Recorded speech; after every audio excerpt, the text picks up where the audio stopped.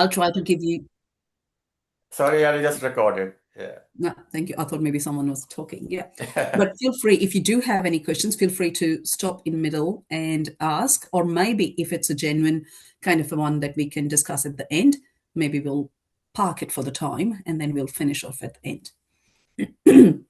So the whole intent today is about just to educate you a little bit about the self-managed super fund. Not that you don't know it, obviously you do. Please don't take me on the other side, but we are trying to give you more. My effort will be to give you more of a compliance side. That what is this SMSF and what are the compliance behind it? Because we really need to follow that.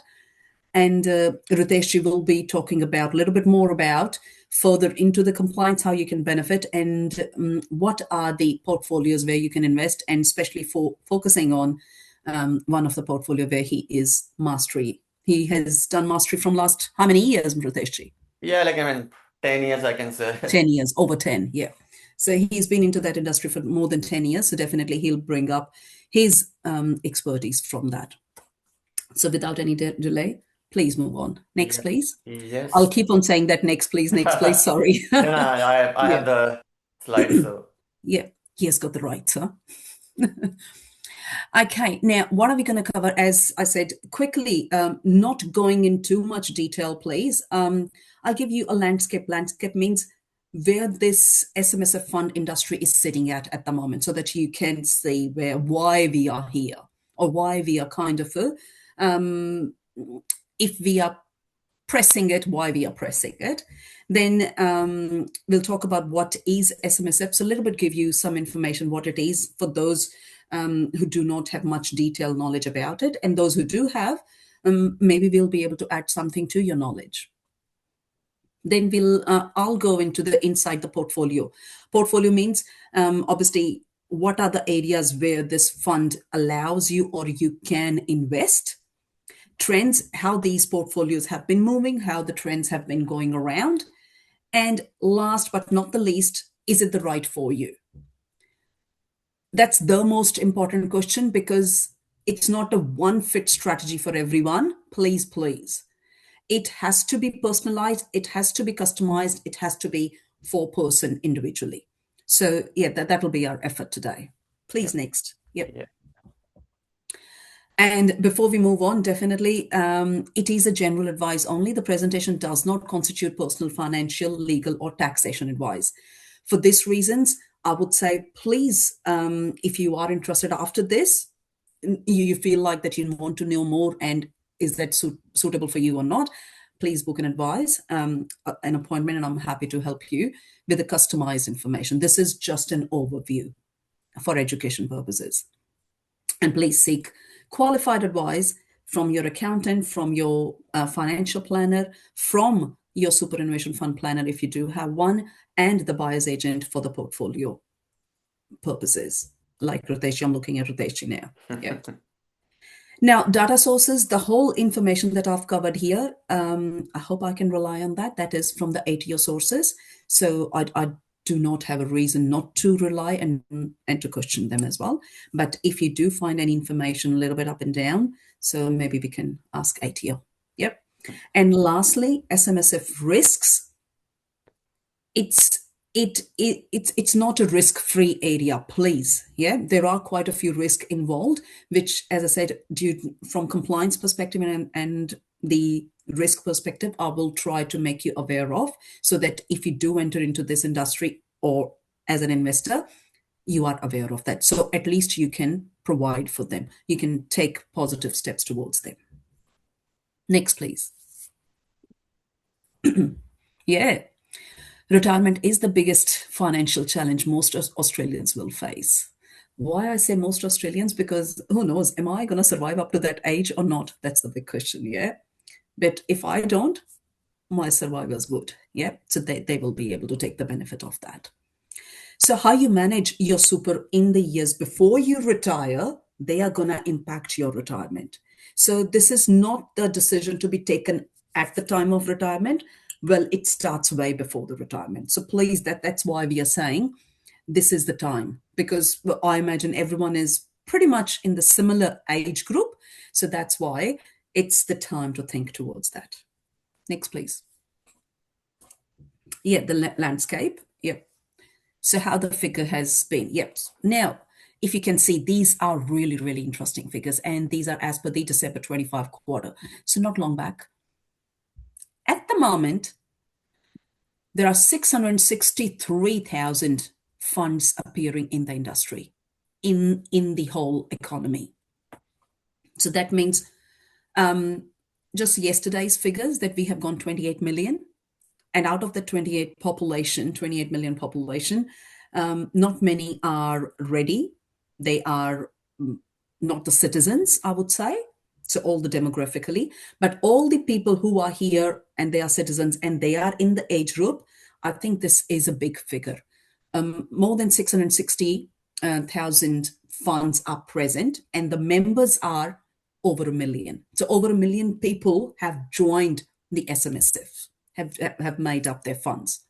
And out of that, 11,440, they roughly, this is the figure, every quarter, 11,000, more than 11,000 funds are getting in place.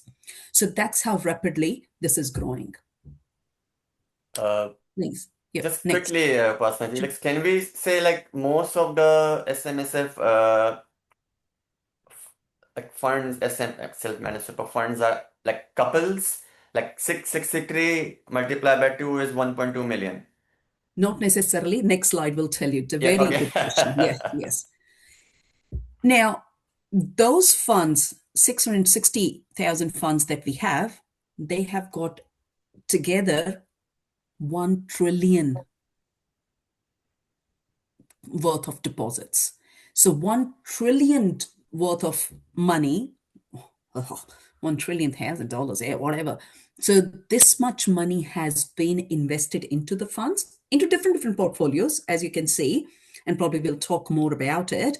But over $1 trillion have been invested and are growing in this. So you can imagine 660 funds have got $1 trillion. So how exponential component figures are. So maths to work around. Next, please. So that's a good figure. Remember that 663, I said that's how many funds are. And this is over the last 5 quarters we have talked about how they are growing. So you can see how steady growth is. And from quarter 4, that means the September quarter to the December quarter. Sorry, you can't see my pointers.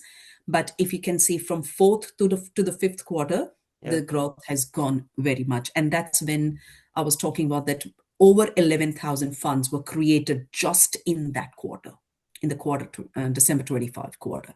So that's why people, it's gauging people's attention now, put it that way. Next, please.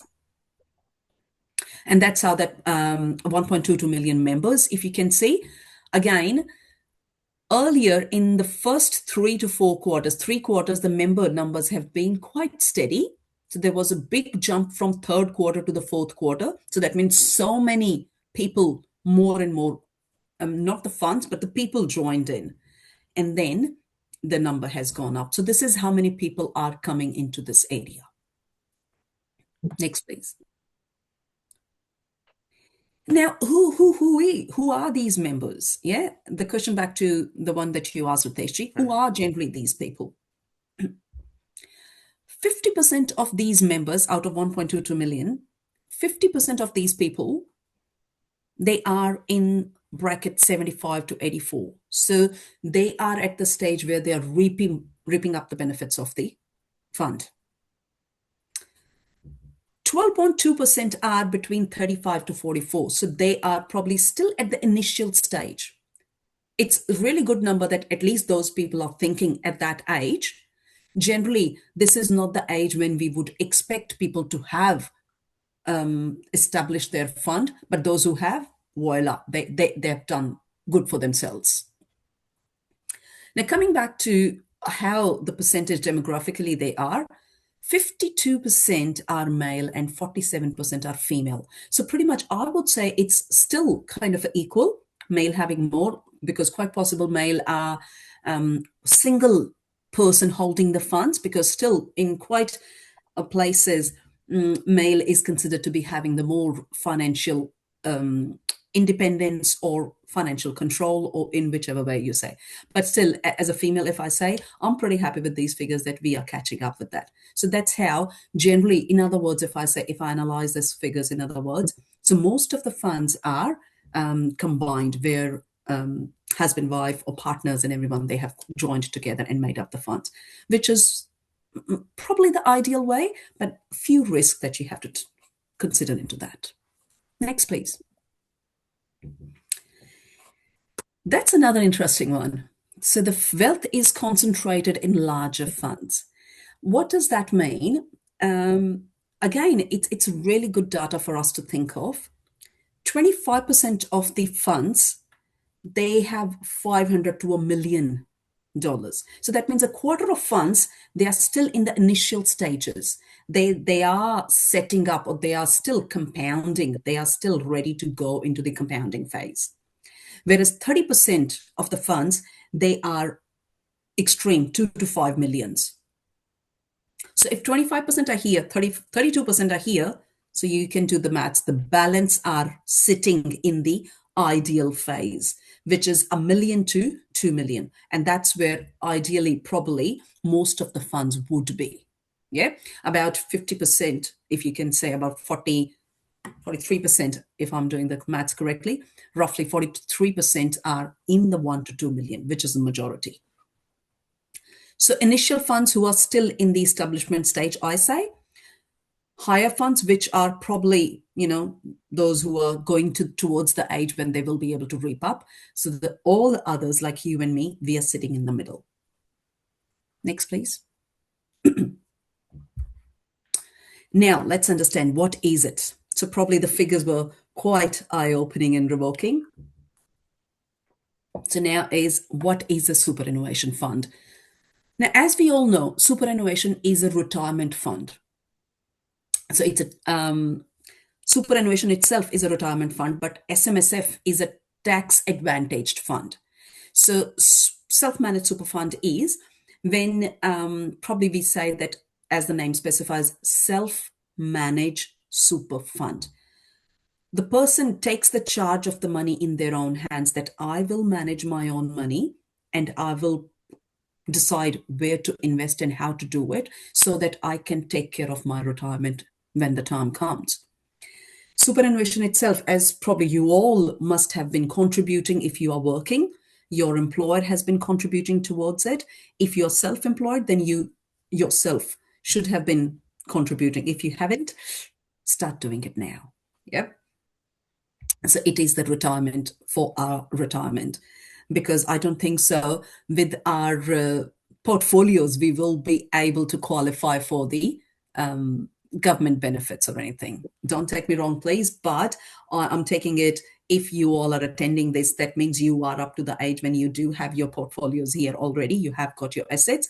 So from a tax point of view, if I say I'm a tax agent, always has to, with our assets in hand, it's highly unlikely that we will be able to get the benefits, the Centrelink benefits for the age pension and everything. So that's why take the charge in your hands, start investing towards your super. Now is the right time. Whenever you start is the right time for you. Start putting some money towards it.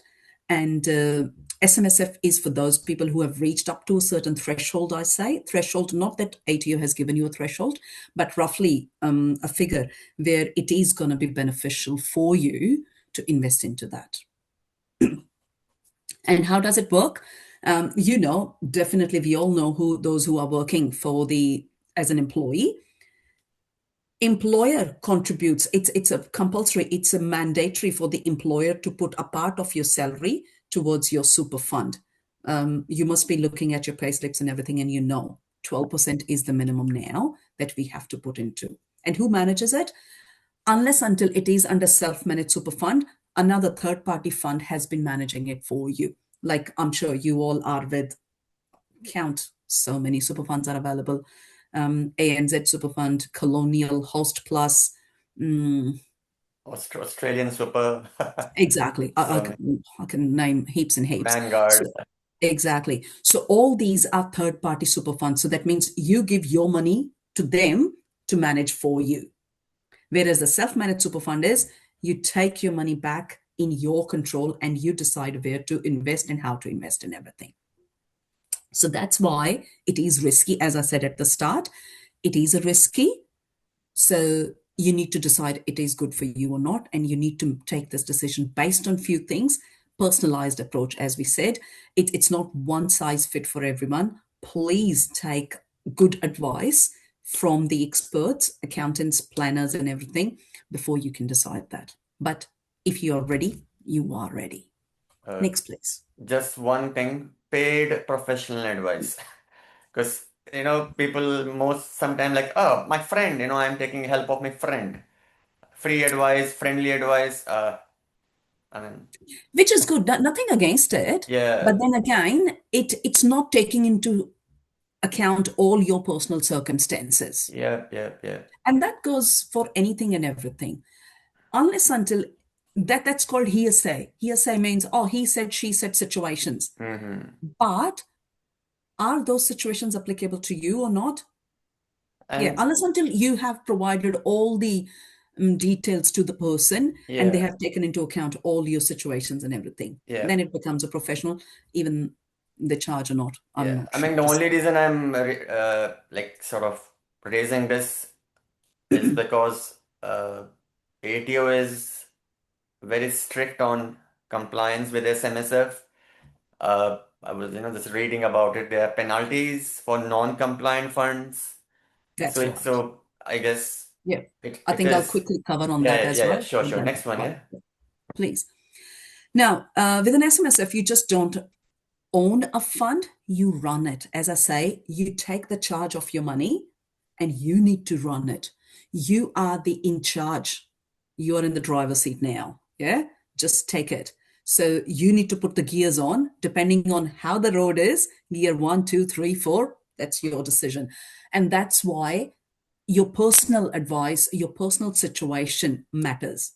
Quite possible for someone, it could be gear one, and for someone, could be gear five. So that's why, please, that's exactly why you need to. And for the reason you need to speak to the accountant. Come to me. Yep. Okay. No. Okay. Not advertising here, but speak to the accountant. They can decide what is the best structure for you according to your situation, where you are, what you want to do, what your aims are, what your goals are. They will have to set up your structure accordingly. Again, different situations, different structures, and then they can put you in the driver's seat. So please take a good advice before you can move on. Yep, Next, next. please. Okay, yeah. Now, this is the structure a little bit just to get to know, because we will be using these terminologies a little bit. Trustees. Trustees are the people in the fund who will be making all the decisions. So decision makers, simple words, decision makers are called trustees. That's the legal name for them. So trustees come together and they create the SMSF, and then they put the money into the investments. So simple way, nothing too complicated. Now, as per the compliance, minimum can be one person, and maximum can be six people a part of that trust, be a trustee of the fund. Not that you can start with anyone. I think personally, six even is quite a big one.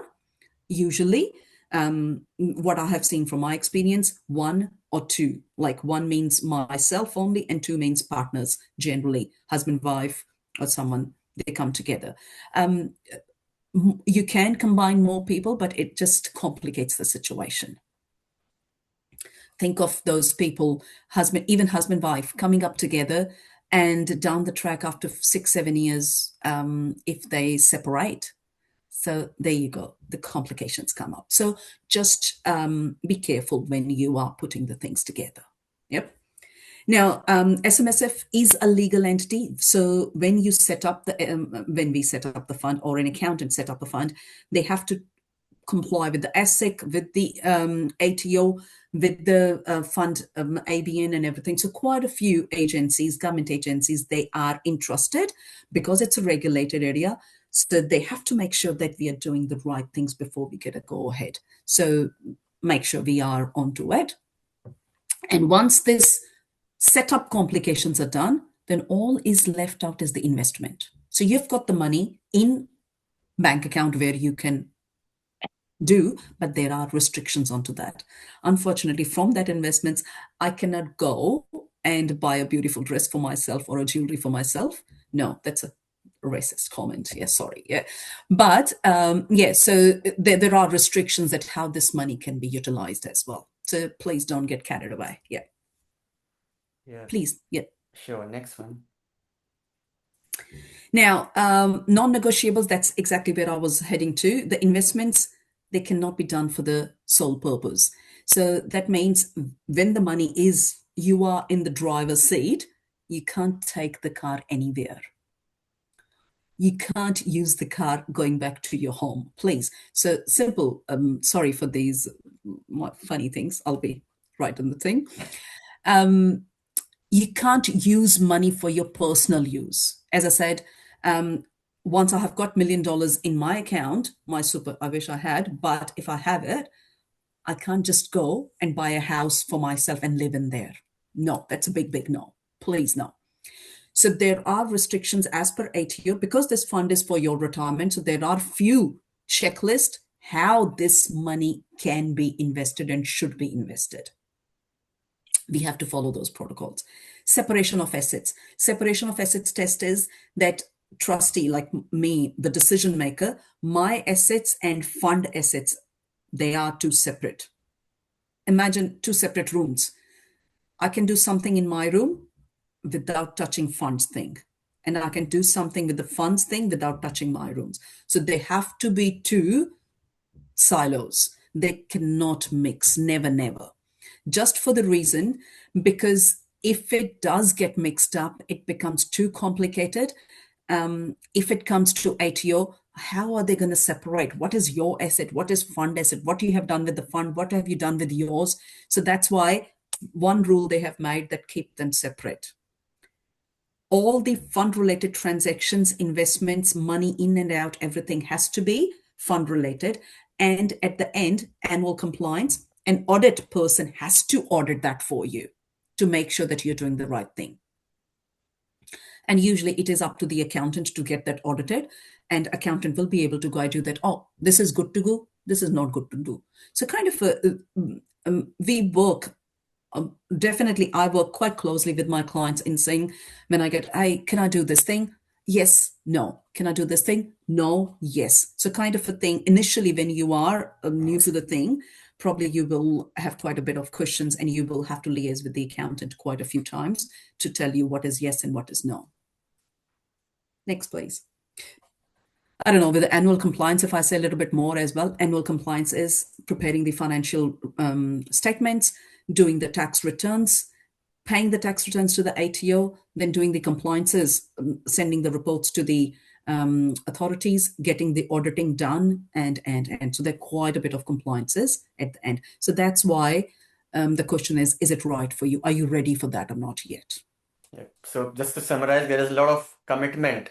If anyone is looking to explore these options, time and money is involved, and money, any expense used to incur SMSF related expense should be used but using money from SMSF bank account only, not That's personal right. bank. Yeah. Correct. Yeah, no. So yeah, definitely. Moving on, SMSF, what we can do and what we can't do from the SMSF, or what's the difference between SMSF and managed fund? Managed fund means the third-party funds. So in SMSF, we have the full control. So please do not take it that we are trying to scare you that this is a no-go zone. This is not a no-go zone. That's why we are educating. It's definitely for you to do it, but with the professional advice. That's all one takeaway from here, I would say. Please don't scare that, oh, there is too much yes and no's kind of, I'm not going to do it. No, please go ahead because you have seen how big the money grows through the fund when you take it in your hands. But obviously, to do something, to have this big returns, you will have to invest something as well into that. Now, SMSF, you have the full control of your money because you are in the driver's seat, remember? Direct shares and property ownership. So from SMSF, generally people invest are in shares or in property. They are the two major portfolios where people invest. Yeah. It's tailored tax and estate planning. So from SMSF, you can do it's a tax planning fund. Remember at the start of definition, I said SMSF is and can be used as a tax planning fund as well. It helps you to minimize your tax. And estate planning. After me, how the assets are going to be passed on. So that always helps in there. Up to 6 members, we talked about family super. So maximum is 6 people who can join the fund. And what you cannot do in the SMSF is you carry the compliance burden. Unfortunately, you carry, which is kind of a negative or one negative in so many positives. So yes, it's your duty to do the compliance as well. And that too, you can outsource. Outsource means you can pass it on to the accountant and the accountants do it for you. And the planners do it for you. Just quickly, so is it compulsory for someone I mean, can someone do it themselves? Like how can someone audit their account or like what's the rule? Now, it has to be as outside third-party auditors. Yep, yep, These auditors are licensed by ESSEC. yep. So, like, not anyone and everyone can be the So auditor. not every accountant has the license to audit, No, exactly. right? So you like I am an accountant, but I'm not an SMSF auditor. So Sure. I have my own auditor whom I have to send the financial statements and they Right. audit it for me. Yep, yep, yep. Yeah. So yeah, a third party, remember? So third party means we have to explain the evidences and everything has to be given. Yeah. Yep. Next, please. Yep. Now, inside the portfolio, that's the interesting thing. So this was all about how to set up and everything. So once it's set up, done, mostly things are covered. Now, how to invest that money. So this is where interesting part starts. Yes, please. Now, this is, I'm trying to rush quickly so that I don't eat up too much time. Now, this is where different areas the money can be invested into, the portfolio can be developed. You can see shares has got a big amount, 26%, which is obvious for the few reasons. Sorry.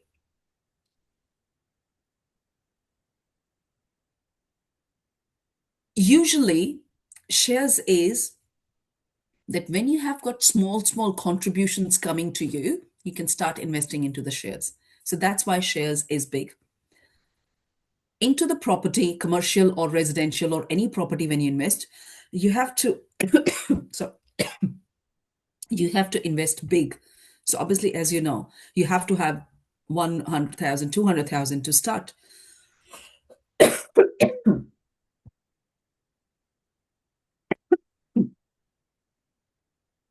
Yep. Don't rush. It's okay. Take your time.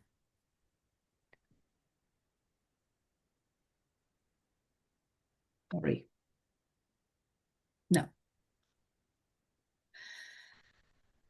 Sorry, now coming back. So shares are the most investment because when the small contributions are coming through, usually people invest it into the shares so that they can grow.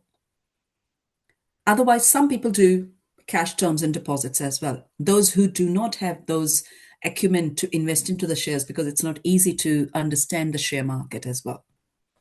So what do they do is cash term deposits. And not to forget, share market is a volatile market. It's high growth, but high risk market as well. Then term deposits are low growth, low risk. So you can see the big difference between orange and blue because some people think that I want to grow safe. Some people think I'm happy to take the risk. And that's again, if you are not sure about it, please speak to a financial planner. They can tell you according to your stage of life, according to your circumstances, according to the amount, they can tell you that where you should invest and which shares are growing or which are not and everything. And that's where, again, Ritesh, I'm looking at you. You can go to the property suggest people or guider, I would say. You are the person who can guide that with this amount, which kind of property you should be investing and where you should be investing. So that's where the personalized advice comes handy. Yep. So compliance is the accountant side, but throughout how you're going to invest, that is where you're professional in terms of property or in terms of shares, the people will come. But if you know share market enough, well done, you can do by yourself as well. There is no kind of a restriction onto that. That's the whole point. Next, please. Now, that's what we talked about. The number one listed assets in SMSF are listed shares. But as I said, shares, there is a reason why there are shares, because unless I reach up to the point where I can buy the property, I have to invest into the shares so that they can grow as well. So there are reasons behind that. As we can see, 26.6%, remember the blue line, they total $282.7 billion in terms of shares. And this is not me talking, this is ATO data talking. So you can imagine that much money is invested into the share market. And that's why when the share market crashes, people like me can get heart attacks as well. Yeah. Next, please. Yeah. Now, structural shift away from cash. In the old ages, if I say, in the old thinking, people used to invest in cash. In 2020, the data was about 20%, 1/5 of the money of the $1 trillion, they were kept in cash, in term deposits and everything. But now it's gone down to 15% in 25 years' time. You can see the trend. People do not want to take low growth, they want high growth. So for high growth, they are taking calculated risk. So it's shifting towards the other areas. And now more and more people are investing into the property. Could be residential, could be commercial, but they are investing into the property. Next, please. Yeah, that this is kind of a little bit of information. Smaller funds, they invest more into the cash and shares as the reasons we talked about.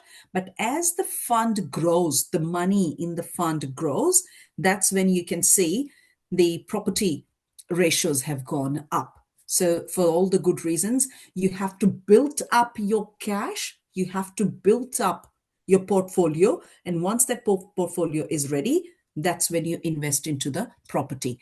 And then while you are taking those stepping stones towards that portfolio building, that's when you invest into the shares or cash or term deposits or something like that. So clearly you can see initially it's cash, 49%, that's up to 50K.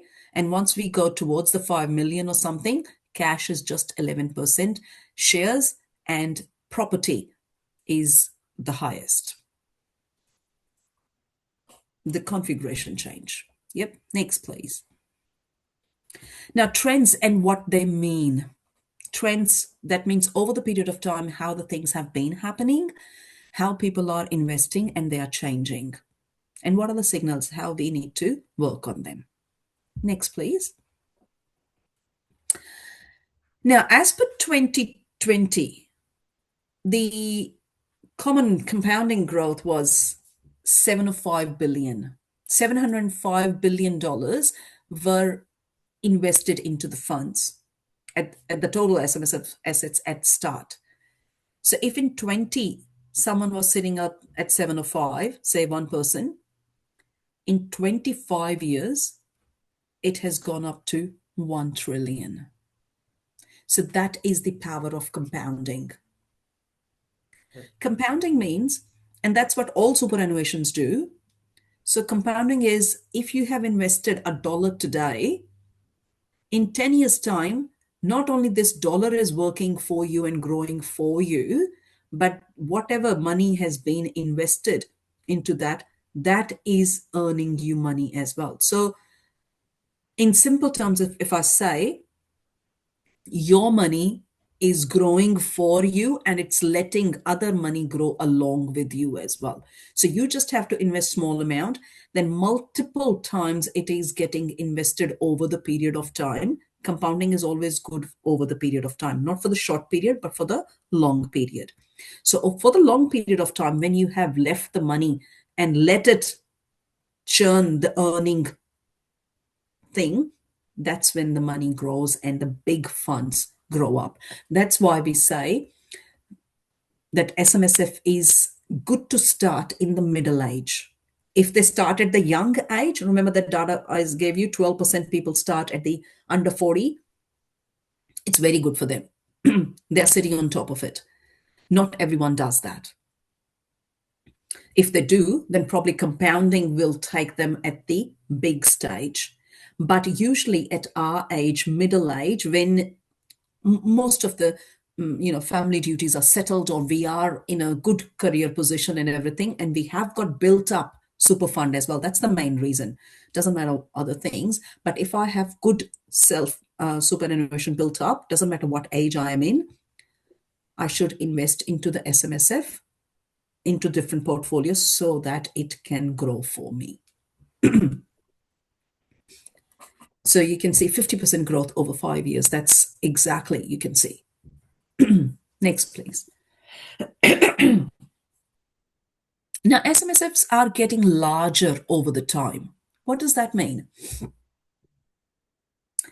Probably if I'll take your attention back to the very first slides when I was showing every quarter almost 12,000 new funds are coming. So now more and more people, they are taking the charge of their money in their own hands. Not that people have gone smarter all of a sudden now, or they don't trust the others. Not even that. The point is, now the facilities are available. People are there to guide, to help, and to regulate the things for you. So to take the advantage of the facilities and resources available, people are feeling confident that they can take the charge of their money in their own hands rather than giving it to someone else. Now, stable 500 to 1 million band, this is probably, we call it a stable band, because about that time when people have got good amount in their fund, superannuation, it's built up and they can start. Roughly, we say that if you have got around 150 to 200,000 in your fund, in your superannuation, you probably should be ready to start thinking towards it. If you are sitting in 100 to 150, you should start thinking. And once you reach up to 150 to 2, you should start actioning. The reason for that is most of the times the compliances, as we talked about, the annual compliance, the auditings and the preparation of the statements, structure, the setup, they all cost. Now, you do not want your fund to not earn enough, but spend more. You want in a situation when the expenses of the fund are less and the incomes of the fund are more. And the incomes will be more only when the fund is bigger, and bigger money will attract bigger income. If you start with the smaller fund will have small income, and mostly of that expenses are still the same. So income is less. So that means almost 50% of the income is gone into the expenses. So you do not have enough to left to compound, to grow and everything. So that's the reason why we say if you are about close to 100 to 150, you should start thinking that, yes, I want to do this. Is it good for me? Shall I do? Maybe start putting some more money into your super so that you can lift it up. And once it reaches up to the up to the amount, 150 or above, that's when you should be getting in touch with your accountant seek personal advice, try to understand the things, see if this is good for you or not, and start actioning. Ask your accountant to build the structure to teach you or educate you what structure, how we're going to do, try to understand, and then take the steps further. I would say this is the time when we should be talking. Just quickly on the extra contribution, I think from 1st July, 32,500 is the maximum one can put into the super. That's right. Yeah. Yeah, that's again good point. You can contribute to your super concessional super contributions, we call it. What the employer has been contributing to your super, that's called the concessional super contributions. As probably I did mention at some stage, 12% is the mandatory contribution. Now, that 12% collective is concessional. Now, if you're not reaching up to the threshold, you can contribute more towards your super and you can get the tax benefits as well for that. Yep. Tax benefits means when I do the tax returns, I can see straight away people getting benefit of that, because the moment you invest, say 10,000 in your super, straight 3,000 or more, depending on which tax bracket you are in, you can get the tax refund of that. So that's a clear reward happening. But please, if you are sitting in a big tax bracket, then quite possible you have already exploited your maximum threshold limit. So do speak to your tax agent that whether you can invest more or not. Please do not just go ahead and start putting that money in. Otherwise, you will be paying extra tax. I would hate myself in saying that, but yes, you will be putting more tax into it. So do not do that. Please talk to the tax agent. And just quickly, like today is 3rd of June. So this financial year, I think if someone wants to put in, speak to your accountant, tax agent, yeah. It has to be deposited before 30th of June. Yep. Yep. So there is still time, if someone. That's right. Usually, what I do is I usually hold one-to-one meetings with my clients so that I can tell them how much you can invest, how much leeway you have, so that you should be investing in everything. Yeah. So talk to your accountant, please. Yeah. Yep. Next, please. Now, what should a trustee ask? You are the trustee. More likely, you're the decision makers of your fund. So how does my asset mix compare? So that means you need to think either yourself or your financial planner or someone. Like if you don't know the share market, then I highly recommend you speaking to the financial planner about the market, share market, if you're going to invest. Otherwise, speak to your accountant. Again, accountant can help you to derive your goals, what you want to achieve and how you can take that pathway and everything as well. Investment strategy we have to build up. And that investment strategy, planner is the compliant person, paid person to do that. Otherwise, you can do by yourself with the advice from accountant as well. But that's where you want to do your objective, your goal. So you need to think from yourself that is my mix comparable? Like how much shares and property and cash and everything I have built up my portfolio? Is it good? Is it giving me enough? Do I need to increase something, decrease something? What is the balance? So that's a trustee needs to ask. The decision maker needs to ask. Is my fund growing fast enough?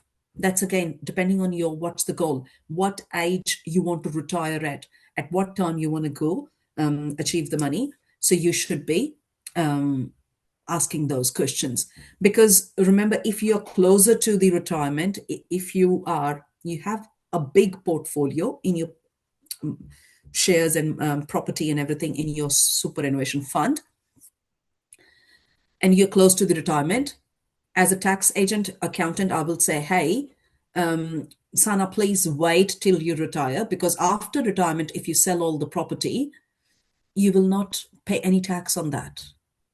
But if you sell it before the retirement, doesn't matter how close you are, if you sell before the retirement, could be paying huge taxes on that property. So that's why you need to see, is it growing fast enough? What do I need to do? What strategy I need to do to make it more, to grow it faster for me so that it can take you to the where you want to go. Sorry, just quickly, the maximum tax is 15%, right? 15%, One that's right. five. Yep. That's why it's called the gold mine for the tax reasons, because normally, say you are earning around 200,000 per annum, so that means you will be sitting in 47% tax bracket. But if you put the money into the SMSF, only tax you're paying is 15%. That's it. And when they sell up, so in pension phase, I think they call it like 60 After years or retirement, after after. 65, yeah. Yeah. So when they sell, they pay zero tax. That's right. So you can imagine how that's why it is beneficial. The superannuation fund, SMSF, is beneficial because throughout the life, we call it as an accumulation stage. From this time of start till the retirement, this is called the accumulation stage. Till this time, you are putting money into the fund and you're putting the money in such a way that it can give you good returns. I would discourage you to sell anything too much during that time. If you have to, and it's a better strategy earning you, by all means, you do it. Yeah. Again, individualization, customization.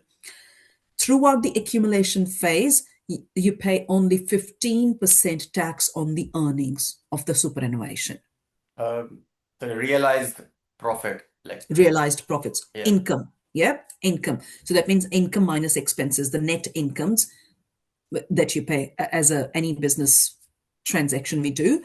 Incomes minus expenses, the net income gets charged at 15%. So you can see this is a big benefit of that. And once you sell anything from the superannuation fund during the accumulation stage as well, you get the discount. Discount means, unlike individual where it's going to change as well, you do not get 50% discount for on the sale. So profits are calculated with 33% discount. So that means, say for example, I had a property for 500,000, sold for 500,000. I had purchased it, or my fund had purchased it for 300,000. So clearly we had a 200,000 profit on it. If I'm an individual, this 200,000 will get a 50% discount as of now till the loan rule passes. 50% discount, and on that 50% you will pay tax as per your tax bracket. If you are in 30% tax bracket, you will pay 30%. If you are in a 47% tax bracket, you will pay 47% tax on this 100,000. Now, if it is a superannuation fund, so superannuation fund had a profit of 200,000. How I can do? 33% discount will be given. So you're left with 2/3 profits. On this 2/3 profits, 15%. So that means 70,000 profit you're left with. Sorry, 2/3 of this 200,000. Well, you can do the maths, sorry. And you will pay 15% tax on that income. So 170,000 kind of a profits that you have, you will pay 15% of 170,000. Whereas in the other one, you paid 30% of the 100,000, 30,000 tax. So maths is quite clear. Now, this thing, if you have sold this asset after retirement, not in the accumulation stage, but after the retirement, so the whole 200,000 is your profit and you pay zero tax on that. So the whole 200,000 will be cashed up in your bank account. So this is the difference between having the assets individually, having the assets in super fund, SMSF, during accumulation, and having it after the retirement as well. So hopefully I've been able to justify the example, but let me know if you have any further questions. Am I taking enough risk? That's another question. At the young age, probably you should be taking more risk, but I will not recommend it towards the close to the retirement. because that's the time when you want to cash up.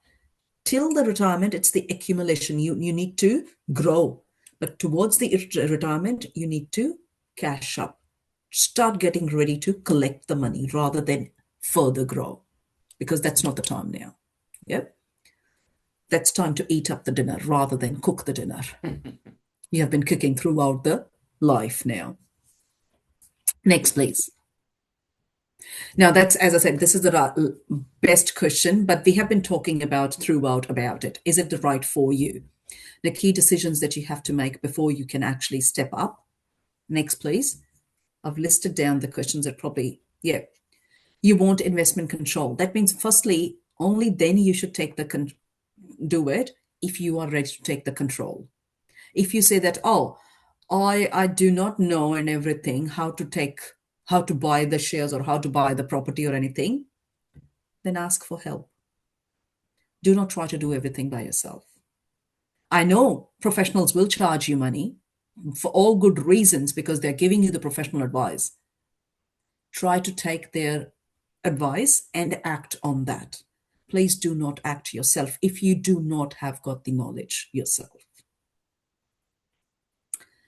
Your balance justifies the cost. As we talked about earlier, there is no threshold that ATO has said that, hey, you have reached up to here, now you start SMSF. No, but there is a time amount, how much you or when you should start thinking about it. Yeah. So as I said, generally 100 to 150, start thinking. 150 or above, 200 towards, that's when you should start taking the action. Because otherwise, you might start eating up your SMSF throughout the accumulation stage, which we do not want that. And third is you have got the time and interest to invest and take all these decisions and everything. So definitely keep that time aside. Next, please. These are the trustee responsibilities. I'm sure when you are ready, the accountant will explain these things for you as well. And you will set up with your accountant that usually as an accountant, if I say, I do take care of all the things for my clients. All you have to say is what is your goal, what you want to achieve. And then it's my job to work towards that goal. Yep. But please, when you're ready, have a good chat with your accountant. And these are the things probably you need to be careful of. Set the document of as an investment strategy, your goals, lodge annual returns. That's your accountant's job to do, but please appoint one. Don't try to see that I can do by myself. Please no. Yeah. Keep fund and personal assets completely separate. That's the one take if I can give you. Please keep the two things in a watertight compartment. Do not try to mix them. Your money, fund money. That's it. Meet contributions and pension rules. Yep. So if you create self-managed super funds, still the contribution needs to go. Still the money needs to go into the superannuation. That does not mean that you do not need to put money into it and everything. So there are rules about that. Employer, if the employer is investing, employer still needs to keep on investing that. Next, please. Thinking about, definitely start, as we have been saying, start discussing, start talking to your accountant, take their advice, understand the cost, how much it involves, because it is setup cost, which is once-off cost. One time you say to set up the fund and everything. And then after it's the annual compliance cost. That's it. Yep. Define your investment strategy, that which areas you want to develop your portfolio in. Have a good, clear understanding of that. And review your existing super. Because quite possible your existing super could be giving you the insurances that you will have to take yourself as well. So quite a bit things that you will have to be aware of. And that's up to the accountant to guide you that, hey, take care of this now, take care of this now, take care of this now. So you will have to work together with the accountant. Next, please. I think yeah. So that's as a thing, if I say when you set up is these many list of the things that we have to do as an accountant. I will be doing that. Like it will be my responsibility to set up the fund, register the fund, Unregistered fund cannot get the benefits, all the benefits that we have talked about. So we have to register that. We have to make the trust deed. We have to register the trustees as well, because only allocated people are allowed to be trustees. Yeah. ASIC compliance, because this fund has to be registered with the ASIC as well. Then trustee company. Trustee company is usually, this is the structure that we talk about. Rather than individual trustees, I always prefer to have the corporate trustees for all the good reasons. We can talk about that. And register with ATO. So that trustee company has to be registered as well. ESA link. ESA link means that your employer can keep on investing into your super. If this link breaks, money won't come in. Inflow will drop. Rollover funds. Rollover funds means your existing money needs to come into your SMSF fund so that you can start investing. And investment strategy, that what is your goal? And we need to revise that goal on an annual basis. I'm sorry.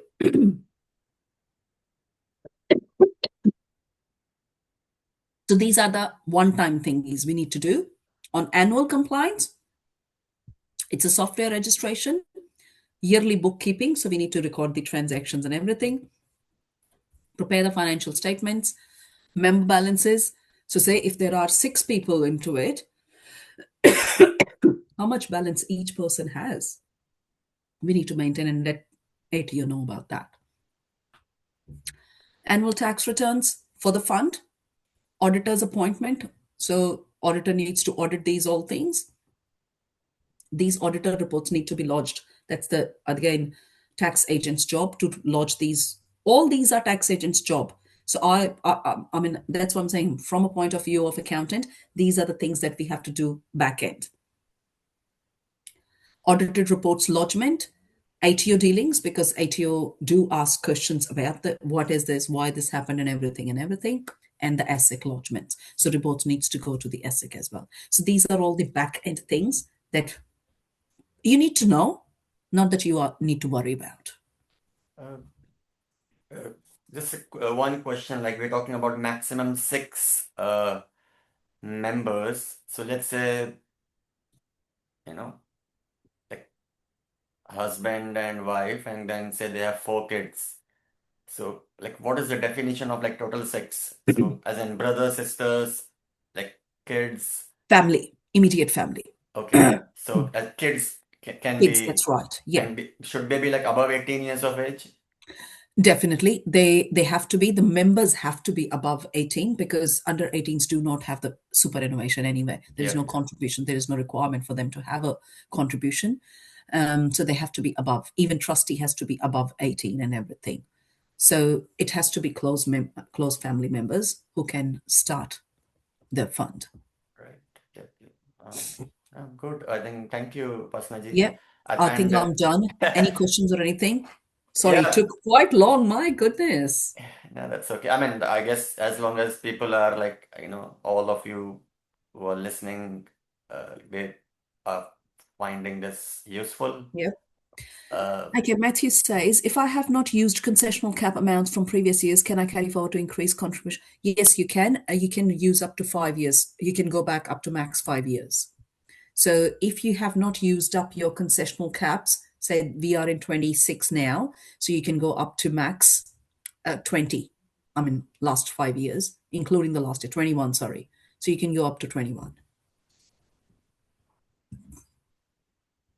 Oh, great. Thanks, Harvey. Yeah. I think Upasnaji, you haven't mentioned your role at RMIT.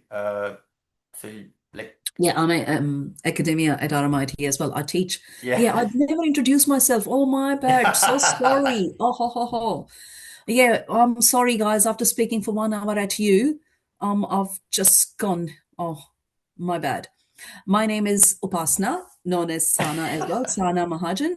I am the accountant. I'm CPA practicing here from last 17 years. I've been practicing my own practice, accountancy company, and plus I am teaching at RMIT as well, in tax as well, in tax area. So that's where my currency comes up as well. So theoretical and the practical knowledge combines together. So yeah, it is really rewarding to see how we are practicing the compliances and how we are teaching the compliances as well. So yeah, definitely my pleasure. I've been in Australia from last 25 years, I would say. So know how this industry or finance industry works altogether. Yep. Thank you, Basmaji. I will quickly Sure. run through my presentation. Thanks, Aaron. Okay. Thanks, Anshul. Sure, Um, Matthew. I will. Yep. yeah, any questions, anyone, like, feel free to, like, I mean, I think you all have email for Upasnaji. You can Oh, send email, message, and Mahajan and Associates, I think is your website. that's right. I think I gave the link, but that was too brief. I did not discuss that. I'm sorry. I'm not good in marketing. Yeah. Same here, you know. Yeah. Yeah, but this was all educational. Yeah. Uh, Sorry, I have a question.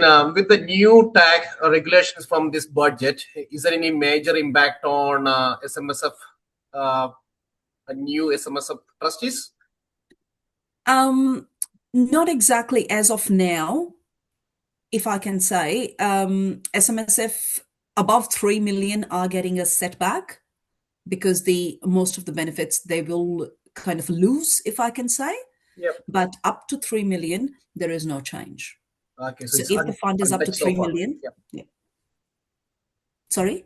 So it's been no changes so far. Okay. No changes if the fund is up to 3 million. Okay. Thank you. As soon as we hit above, then there are most of the benefits we will lose. Not Hopeful. most, many. Yep.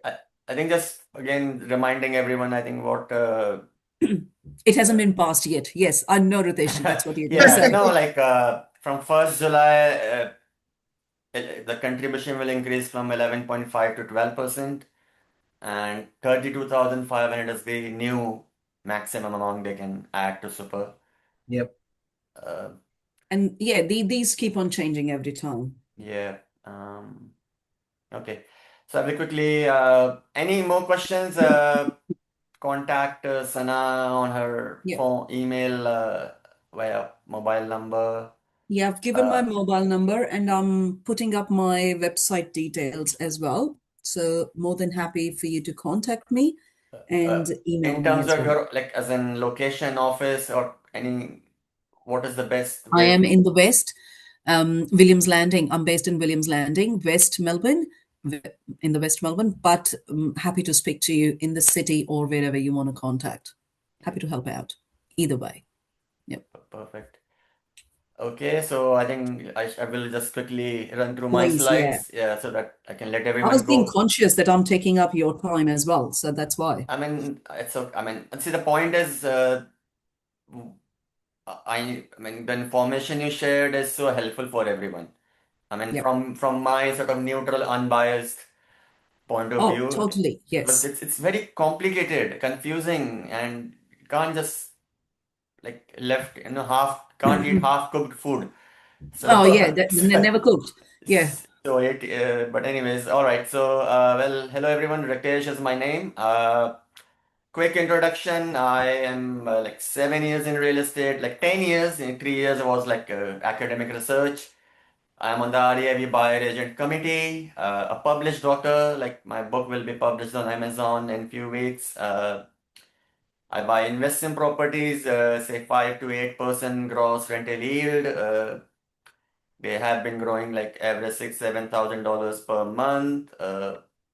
450, 500,000 is the average house. I purchase for my investors, and I have real estate license to buy in 4 states: Victoria, South Australia, Western Australia, Queensland. And actually, my introduction, I am the founder, and like it's my business, the lead researcher, and principal buyer agent. Okay. Okay. And yep, this is all educational purposes only, the information, not a financial advice, very generic in nature. For please contact proper SMSF professional. in Australia, they need to have Australian Financial Services License, AFSL, or contact a qualified accountant, solicitor, financial planner, and take a professional advice before making any investment decisions. And that is the book I was talking about. Been working on this like few years now. Past, present, and future of Australian real estate. Yeah, very committed, very passionate about this real estate profession. A very basic definition people miss out on is the typical real estate agent, his main job is to sell the property. So therefore, I have labeled that them the seller's agent or selling agent. However, I work as a buyer's agent, uh, and my job is to purchase property. I work for the buyer, so I have to protect my buyer's interest. So that's a very basic definition. I'm independent, exclusive buyer agent. I don't sell properties. It's illegal. It's unethical. I don't do it. So that's that. And yep, quick visual to show like I can buy anywhere in these 4 states. Uh, Metro, regional, and I only buy in major urban areas uh, where 50% of the Australian population lives actually in these 4 states. So what my role as a buyer agent is, it's an end-to-end service, start to finish. I do the property search, research, where possible. I have access to off-the-market listings. But not all of the market are good, so I do search online properties as well.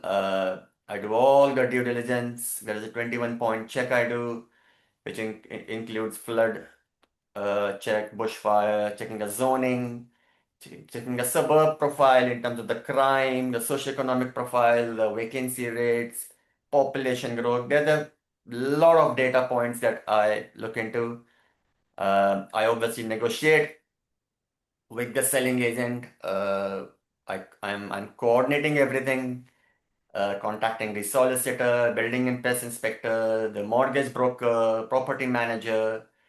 So it's an end-to-end service. Obviously, before as soon as client comes on board, I discuss with them the wealth creation goals.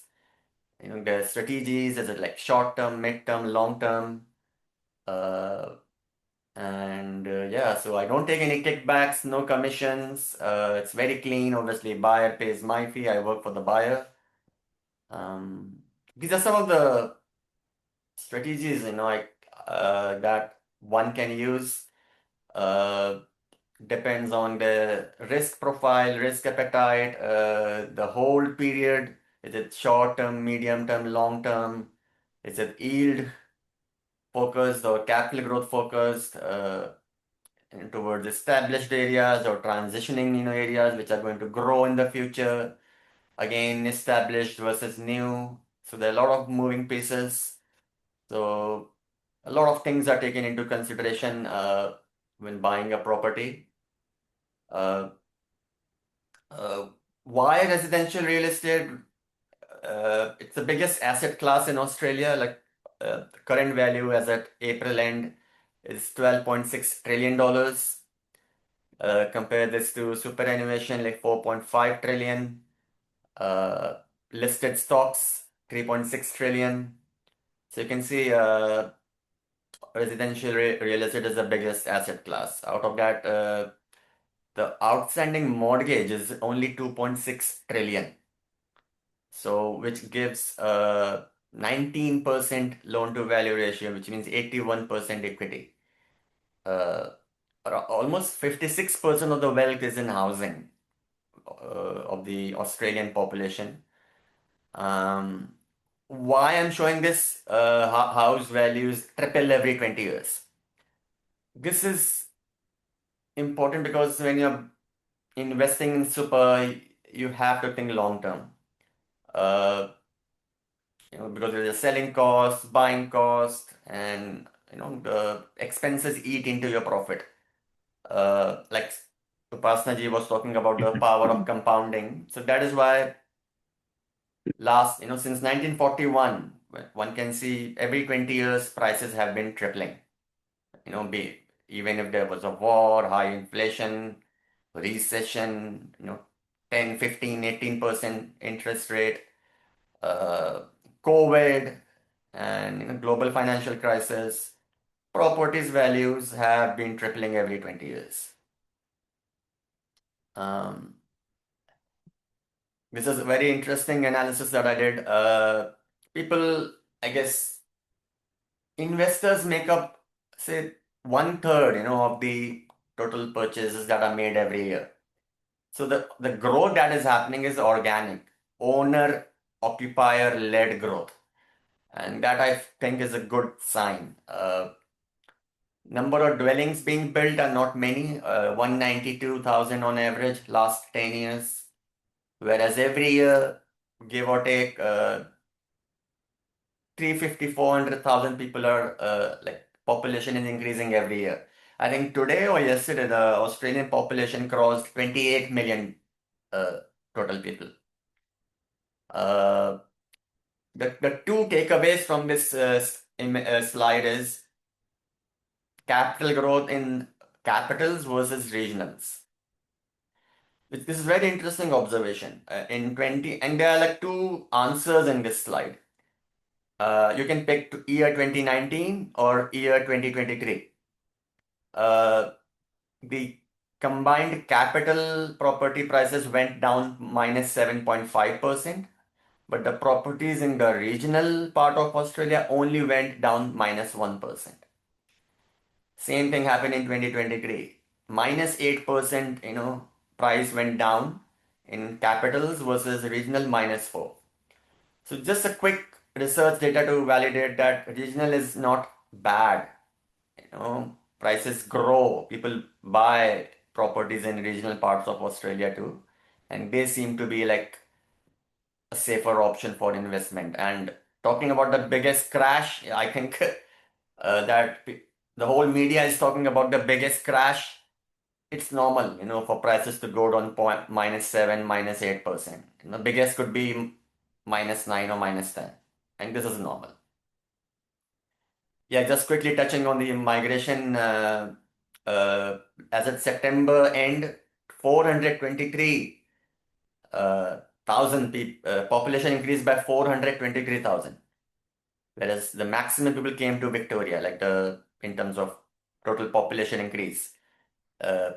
So this is basically calculated by natural birth, death, overseas arrival, departures, interstate arrivals, departures. So actually on the ABS website, they have a formula. Every 75 seconds, population increases by 1%. So that is an easy formula to remember.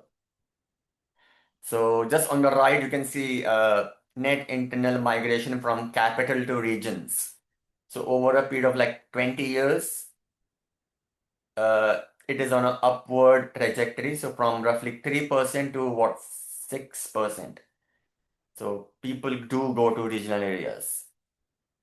When you are investing in property, there are a few parameters that one has to be careful. Vacancy rate is one important parameter. In residential properties, as media has been talking about the housing crisis, it is currently sitting around 2%, which is a good thing, meaning the properties are not vacant. So you should be able to find a tenant fairly quickly. Obviously varies, depending on the location and the property you are buying. Rental yield is another important parameter when you are investing in property. This gives you a good quick snapshot. Metro, it varies, but you can see between Melbourne is 3.6% average, whereas Darwin is 6.2%. It varies, from capital city, whereas regional comparatively has a higher rental yield. The average is 5.6 for regional Australia. So just a quick snapshot of how rental yield is important, and it varies according to the area you buy a property. Now compare this to the commercial vacancy rates. I think I can think of COVID when 2020 businesses were shut down, like we were all like in lockdown. But that is just a random example. But yeah, looking at this, it appears commercial has comparatively higher vacancy rates. So if anyone is considering buying in commercial property, just do your due diligence. Don't rush into making any decision. Just because everyone is buying commercial, you also buy. Just be more cautious. Just quickly, capital growth obviously is the main parameter why you buy property. Uh, inside super or outside super. This again shows a quick comparative analysis of how commercial is performing in general. This is like 20-year compound annual capital growth rate versus residential. So looking at this, generally speaking, residential appears to be a better choice as compared to commercial. But it's not to say that commercial is bad. Just do your due diligence. Rental yields, again, another perspective, comparing, residential versus commercial. So one can see like up to 6% is achievable in commercial, whereas in residential, on average, one can achieve 4%. But again, it varies on the type of asset you are buying and the location. Why property is a good option in self-managed super fund? It is because of leverage, even outside super. According to this ABS and RBA data, the main reason why people buy a property because they want to leverage the idea. Negatively geared, as long as most people think like negatively geared is the main reason for buying property. Actually, it's not. It's being leveraging, meaning you put 20% deposit, from a savings or from a super, and 80%, or depending on what property you're buying, commercial, residential, like 70%, 80% is provided by the lender. So so your so your so your 200, let's say you have say 120,000, let's use a $600,000 property. You're putting in 20%, which is 120,000, and 480,000 is the loan from the lender. So that is a good example to explain the power of leverage. So let's say if your 200,000 super is growing, say 6% every year. So 6% of 200 is whatever, 12,000. Whereas 6% of 600,000 is 36,000. It's very basic maths to help you understand the power of leverage. This is a quick, I guess, visualization. Obviously, this is a hypothetical scenario, not guaranteed. Just to explain the concept, what I'm trying to say. Let's say if someone is buying a $600,000 property at 5.2% gross rental yield, 6% annual capital growth, and 2% is the vacancy rate. So by year 10, let's say someone is selling the property in year 10, the 120,000 deposit or 20% deposit, that would have grown, 474,000, capital growth. That would have achieved the capital growth. And the good thing is tenant is paying all this for you. So the 73,000 loan would have been, principal amount would have been paid. But obviously there is a holding cost, like, the insurance, the property management, the repair, uh, and all the other expenses, land tax, if you're buying in Victoria.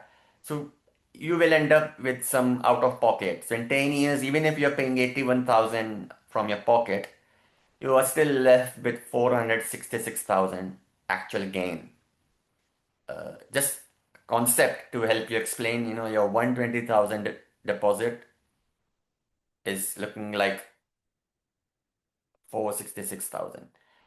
Same scenario, this time using less property value, 500,000. Again, 20% deposit. So same thing, your 100,000 deposit is actually giving you 377,000 roughly in 10 years time. Just explaining the idea of leverage. Again, where I fit in,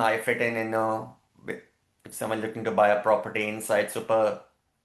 So there is an accountant or SMSF specialist, and there are solicitors involved, there are financial planners involved.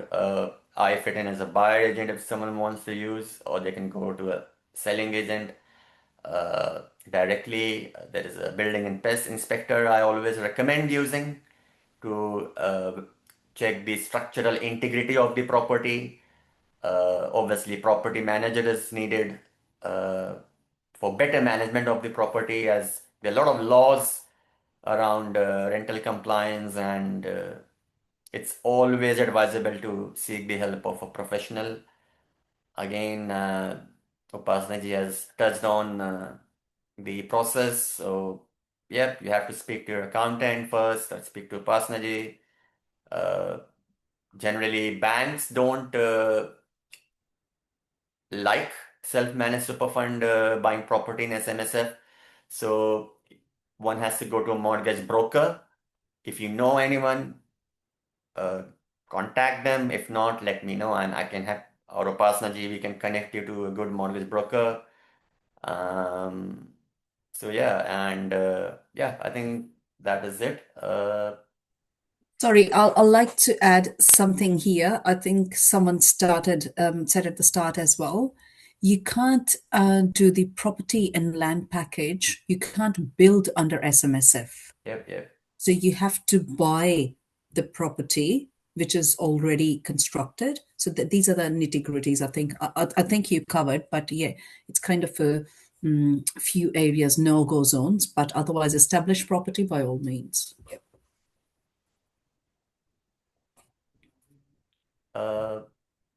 Yeah, I think we are done. Any questions for Upasana or myself? There were a couple, and I have been answering them. Mostly now they will be maybe for you, Riteshji. Yeah. Yeah, sure. But But happy yeah, to. yeah, the whole point is, go slow, baby steps. Everyone should understand, is this right for me? Because today's topic is SMSF. Obviously, if they're thinking as a couple, like, the husband and wife, they should talk. And like Upasana ji said, 150,000, start thinking, start adding money into your super. Yeah, I think we are done. If anyone is not having any questions, You're then quite quick. I took so long. My no, goodness. I yeah, was no, I telling think not I to. just that's fine. I was like trying to focus on the concept No, of you should have snapped me. Do no, that's quick. no, see, Yeah, it's okay. It takes time for anyone to get their head around this. Like, tax is so confusing. Especially I mean, I know SMSF, you know SMSF, but for others it could be new. that's right. It's Yeah. it's I know we had like 20 minutes each, but I know. I'm sorry. I'm no, sorry. that's Yeah. okay. I think at least as long as people, there And was sorry for everyone as well that we have kind of taken the most of your evening now. Yeah. no, that's okay. Thank you, everyone. All good as long as it was good, positive. We are happy, time well spent. And this is all we are doing. We want people to like leave some, food for thought. Don't just sit on this idea, work on this. That's right. So Yeah, start thinking that these are some like stats that we have given you at the start. That this is something for you to think that compounding has got power. You have got the rights in your hands. So please start using it. Yeah. I think that's it, Upasanaji. Let's say good night to I would everyone. say. Yeah. Thank you, Let's Nitesh call and it Sarah. Thank you. pleasure. Thank you, everyone, and all the best to every Good one of sharing. Yeah, yeah. Hopefully, we'll Okay, catch up. yeah, yeah. Okay, then. Good night, will everyone. Bye do. bye. Thanks, Bye-bye. everyone. Good night. Bye Bye. bye. Bye.